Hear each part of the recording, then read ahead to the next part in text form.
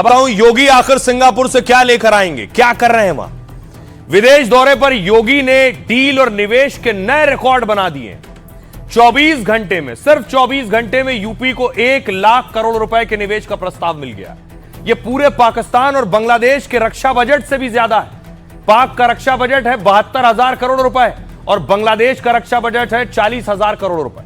यानी एक दिन में पाक बांग्लादेश के रक्षा बजट से बड़ा निवेश हासिल किया है योगी। और सिंगापुर में योगी ने 60,000 करोड़ रुपए की डील भी कर ली है। देश के किसी सीएम को विदेश से इतना बड़ा निवेश पहले कभी नहीं मिला। भारत की तरह विदेशों में भी योगी के नाम और काम का डंका बज रहा है। सिंगापुर में योगी जहां जहां गए उनका भव्य स्वागत और सम्मान हुआ है। सिंगापुर के राष्ट्रपति और प्रधानमंत्री ने गर्मजोशी से स्वागत किया तो गूगल से लेकर कई फिनटेक कंपनियों ने यूपी के लिए निवेश की बरसात कर दी है। 2 दिन में योगी 100 बड़ी कंपनियों के प्रमुख से मुलाकात की और डील कर चुके हैं।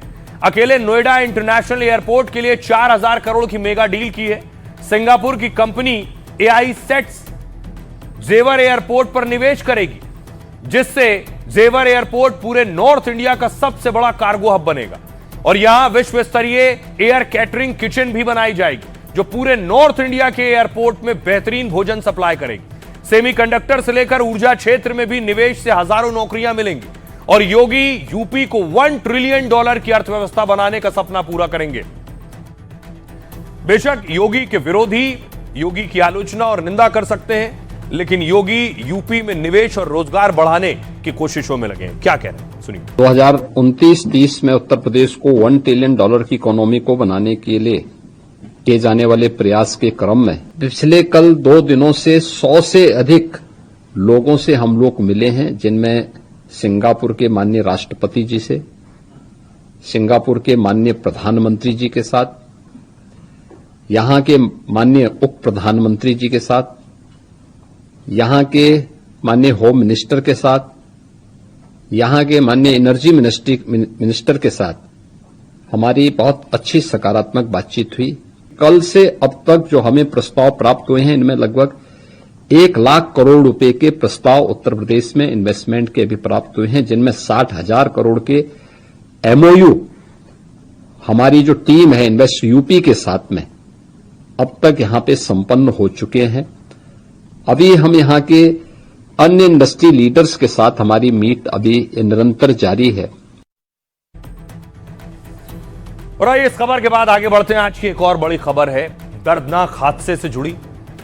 7 मौत का आखिर जिम्मेदार कौन है? कैसे एयर एम्बुलेंस के जरिए ये लोग जा रहे थे? एयर एम्बुलेंस के जरिए ये एम्बुलेंस में थे इनकी पत्नी और ये सब लोग मौजूद थे, पायलट भी थे। देखिए जरा कैसे ये प्लेन क्रैश हुआ बीती रात। कुछ इस तरह से ये AI जनरेटेड वीडियो है, आपको बताने के मकसद से बनाया है कैसे प्लेन क्रैश हुआ।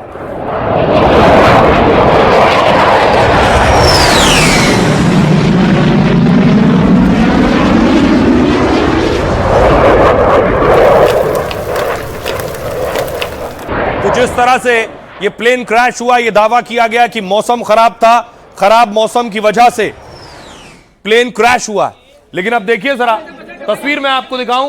प्लेन क्रैश होने के बाद घटनास्थल की तस्वीर आप देख रहे हैं। घटनास्थल पर आप देख रहे हैं ये हालत थी प्लेन की।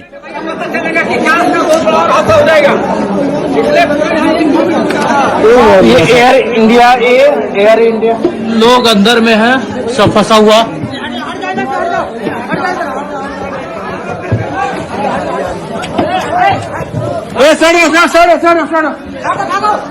इधर भी जगह की तस्वीर देख रहे हैं जहां प्लेन क्रैश हुआ है। प्लेन में जितने लोग सवार थे सभी की मौत हो गई।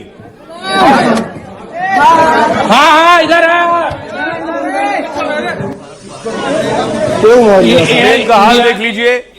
क्रैश होने के बाद प्लेन पूरी तरह से क्षतिग्रस्त हुआ और उसके बाद अफरा तफरी मची। स्थानीय लोग पहुंचे क्योंकि जंगल में क्रैश हुआ था।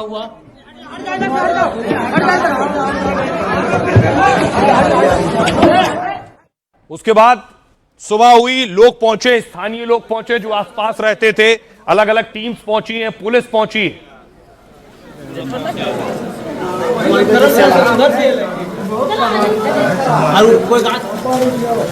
ये बाजारवा इतने पर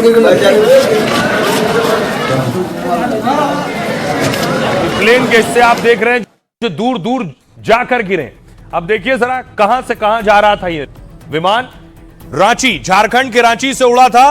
रांची से उड़कर चतरा पहुंचा था 120 किलोमीटर दूर। 7:10 पर उड़ा, 7:30 बजे चतरा में क्रैश हो गया 120 किलोमीटर दूर। इसे वहां से 890 किलोमीटर दिल्ली पहुंचना था, रात 9:30 बजे पहुंच जाना था।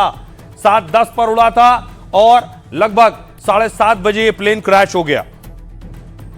उसके बाद देखिए जरा जितने लोग सवार थे, सोचिए प्लेन में उनका क्या हाल था।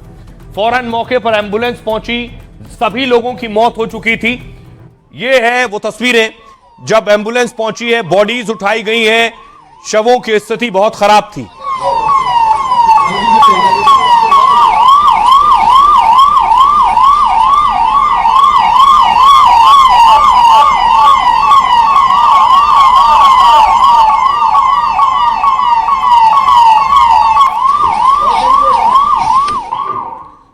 सोचिए जरा, एयर एम्बुलेंस से जा रहे थे, पहले उसमें मरीज सवार थे जिसका इलाज कराने के लिए ले जा रहे थे, और बाकी जो तीमारदार थे जिसमें पत्नी भी थी, सभी की मौत हो गई। रो रो कर परिवार वालों का बुरा हाल है।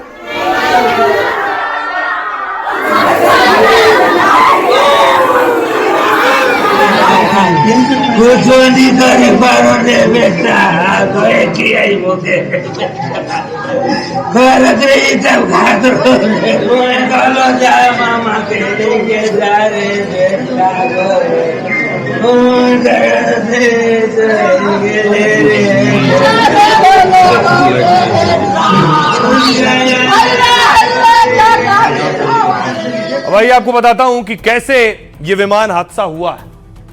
रांची से 7 मरीज लेकर, 7 लोगों को लेकर, जिसमें एक मरीज था, मरीज समेत 7 लोग इस विमान में थे।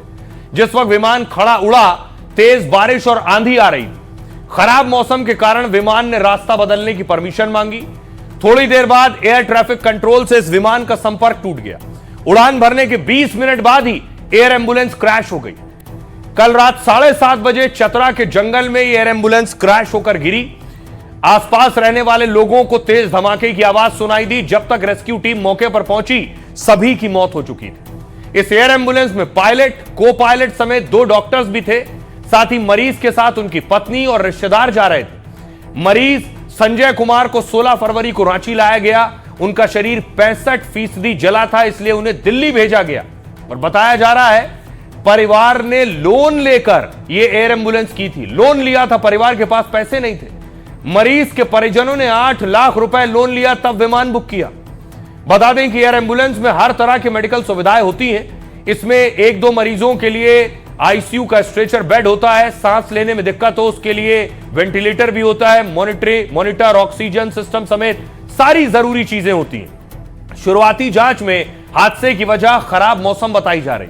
ब्लैक बॉक्स मिलने के बाद हादसे की असल वजह पता चलेगी।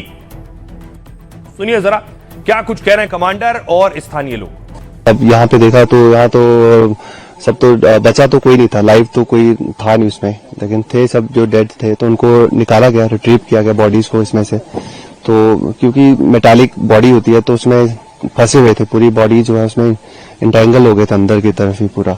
तो वो उनको फिर काफी कठिनाई हुई उनको निकालने में। जब निकलते गए तो फिर हम उनको यहाँ से कैरी करने में 2 किलोमीटर वन साइड, हमारे पास स्ट्रेचर भी एक ही थी। रात को हम लोग अपने साथ एक स्ट्रेचर ले आए थे एसएसबी की, तो उसी के साथ हमने फिर इनको रेस्क्यू करके हम लोग जो उनको रिट्रीव करके बॉडीज को बाहर तक पहुंचाया है। वही बीच में हम लोग का आवाज आया, अचानक आया तो हम लोग को सोचे कि तो बिजली करंट का आवाज नहीं है। हम लोग के कुछ मतलब ये जंगल झाड़ में कुछ मतलब गाड़ी घोड़ा नहीं एक्सीडेंट किया नहीं। कुछ देरी के बाद धीरे धीरे पता चला। 7, 7:30 बजे का आवाज आया, अचानक से आवाज आया। बिजली चमकते साथ हम लोग सोचे कि बिजली का है, कोई वज्रपात हुआ है, ऐसा सोच के बम जैसा आवाज आया। उसके बाद फिर पता चल रहा है कि कोई प्लेन ऐसा गिर गया है जंगल। 7:25 में आवाज आया था। आवाज आई थी? हाँ। क्या बारिश भी हो रही थी उस समय? हाँ बारिश और हवा दोनों थी। अब उड़ गया मेरी बेटा, हम लोग रोड पर आ गए। अब हम लोग के कोई नहीं है, यही बेटा था, देखता था। यही बेटा था मेरा, 2 रोटी लाता था होटल से, तब हम खाते थे। अब मेरा बेटा नहीं है, हमका क्या 2 रोटी देगा हमको? कोई नहीं है मेरा दुनिया में, अब कोई नहीं। हिम्मत खो गया है सर, मेरा 3 परिवार लूट गया। मेरा जीवन का सब कुछ मेरा बच्चा जैसा उसको पाले थे, मेरे पिताजी नहीं है, उसको अपने बच्चे जैसा भाई जैसा मान के उसको पाल पोस कर बड़ा किया था। लड़का फादर में सब तू चला गया सर। मेरी पहली के छोटी बहू है, एमए कर ले सर, नौकरी सरकार से मांगे, कोई गुजारा चलेगा। ये डॉक्टर विकास की ये तस्वीर है और ये उनका बेटा है, और कल उस बोर्ड में डॉक्टर विकास भी थे। हमसे बात नहीं हुई थी, अपनी मम्मी से बात हुई थी कि दिल्ली से फोन किया था कि मम्मी मैं आज हो सके तो रांची आऊंगा, तो शाम में बात नहीं हो पाई। मेरा बेटा वीआईपी मूवमेंट में एयर एम्बुलेंस चलाता था, कितनों का जान बचाया, आज खुद चला गया। देश में पिछले कुछ वक्त में इस तरह के कई विमान हादसे हुए। अभी ज्यादा दिन नहीं हुए जब डिप्टी सीएम अजित पवार की भी विमान हादसे में मौत हुई। फौरन मौके पर जो कंपनी है वहां डीजीसीए की टीम पहुंची है।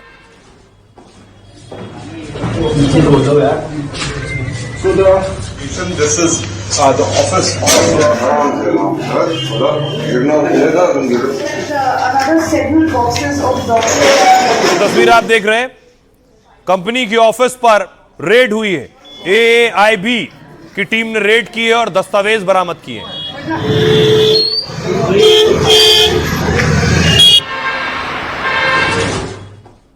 दूसरी तस्वीर देखिए जरा, ये आप देख रहे हैं, यहां डीजीसीए की टीम पहुंची है और बाकायदा वहां जांच शुरू की है।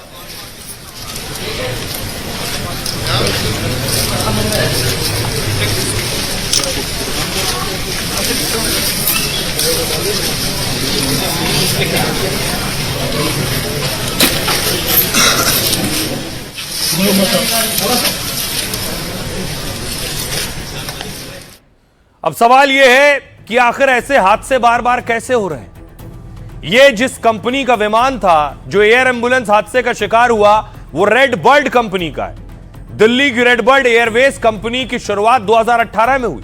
यह कंपनी एयर एम्बुलेंस समेत चार्टर फ्लाइट सुविधा देती है, लेकिन इस हादसे के बाद रेड बर्ड कंपनी सवालों के घेरे में, क्योंकि रेड बर्ड कंपनी के विमान पहले भी हादसे का शिकार हुए हैं। कई बार इस कंपनी के विमान में तकनीकी खराबी देखी गई। सोचिए, फरवरी 2026 में कुछ दिन पहले ही इस कंपनी के विमान ने क्रैश लैंडिंग की। फ्यूल की दिक्कत से कर्नाटक के विजयपुरा में क्रैश लैंडिंग हुई। दिसंबर 2025 में एमपी के सिवनी में हाई वोल्टेज लाइन से विमान की टक्कर, इस हादसे में पायलट समेत 2 लोग घायल हो गए। अगस्त 2025 में महाराष्ट्र के बारामती में ट्रेनर एयरक्राफ्ट में दिक्कत हुई थी। टायर में दिक्कत की वजह से एयरक्राफ्ट की क्रैश लैंडिंग हो गई। मई 2025 में मध्य प्रदेश के सुखतारा एयरफील्ड में विमान हादसा हुआ। ट्रेनी विमान क्रैश होने से पायलट गंभीर रूप से घायल हो गया। अक्टूबर 2023 में बारामती एयरपोर्ट के पास विमान में तकनीकी खराबी आई। इसके बाद एयरपोर्ट के सामने ही ट्रेनी विमान क्रैश हुआ। बारामती में ही अजित पवार का विमान भी क्रैश हुआ था। 2023 में डीजीसीए ने रेड बर्ड कंपनी के खिलाफ एक्शन लिया था। 6 महीने में 5 गंभीर हादसों के बाद डीजीसीए ने कार्रवाई की। कंपनी के ट्रेनिंग ऑपरेशंस को सस्पेंड कर दिया गया था। हालांकि 4 महीने बाद ऑपरेशन फिर शुरू हो गया था। सुनिए जरा क्या कुछ कह रहे हैं कंपनी से जुड़े अफसर। वी आर रियली शॉक्ड और इन्वेस्टिगेशन अभी हो रही है, हमें भी नहीं पता कि क्या हुआ है। इन्वेस्टिगेशन चल रही है। इन्वेस्टिगेशन एजेंसीज आई थी, उन्होंने अपना सामान जो सीज करना था करके चले गए। ये चिंता ये है कि आखिर जो चार्टर प्लेन सेफ है कि नहीं है। हम लोग क्या कर रहे हैं, भारत सरकार क्या कर रही है। अभी अहमदाबाद में प्लेन क्रैश कर गया, मुंबई में चार्टर प्लेन क्रैश कर गया। हमने जांच का आदेश दिया है कि जब फ्लाइट जो थी वो छोटी फ्लाइट थी,